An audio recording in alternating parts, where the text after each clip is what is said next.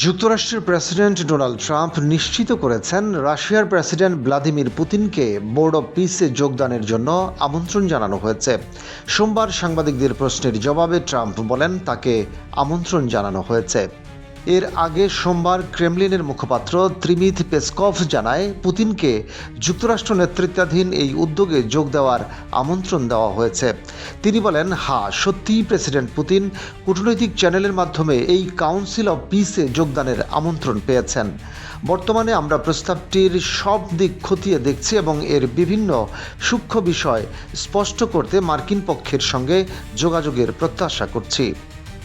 White house গত শুক্রবার এক বিবৃতিতে বোর্ড অব পিস গঠনের ঘোষণা দেয়। বিবৃতিতে বলা হয়, এই বোর্ড ট্রাম্পের ঘোষিত গাজা যুদ্ধ স্থায়ীভাবে শেষ করার ২০ দফা পরিকল্পনা বাস্তবায়নে গুরুত্বপূর্ণ ভূমিকা পালন করবে। একই সঙ্গে গাজা পুনর্গঠন, কৌশলগত তত্ত্বাবধান, আন্তর্জাতিক সম্পদ সংগ্রহ এবং সংঘাত পরবর্তী সময়ে অঞ্চলটিকে শান্তি ও উন্নয়নের পথে নিয়ে যেতে জবাবদিহি নিশ্চিত করবে বোর্ডটি।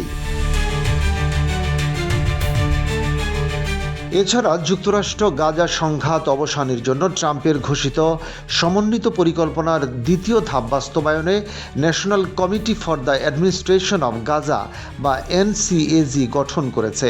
এর পাশাপাশি এনসিএজিকে সহায়তা করতে একটি প্রতিষ্ঠাতা নির্বাহী বোর্ড এবং একটি গাজা নির্বাহী বোর্ডও গঠন করা হয়েছে। এদিকে গাজার বোর্ড অব পিসে পুতিনকে ট্রাম্প আমন্ত্রণ জানানোয় বিষয়টিকে ইতিবাচক হিসেবে দেখছে রাজনৈতিক ও কূটনৈতিক বিশ্লেষকরা। তারা মনে করছেন এই বোর্ড হয়তো অবাধ ও নিরপেক্ষ হতে যাচ্ছে, তবে এ বিষয়টি ইসরায়েলের প্রধানমন্ত্রী বেনিয়ামিন নেতানিয়াহু ইতিবাচক দৃষ্টিভঙ্গিতে গ্রহণ করছেন কিনা তা নিয়ে সন্দিহান অনেক বিশ্লেষক, যদিও নেতানিয়াহুর পক্ষ থেকে কোনো প্রতিক্রিয়া এখনও পাওয়া যায়নি।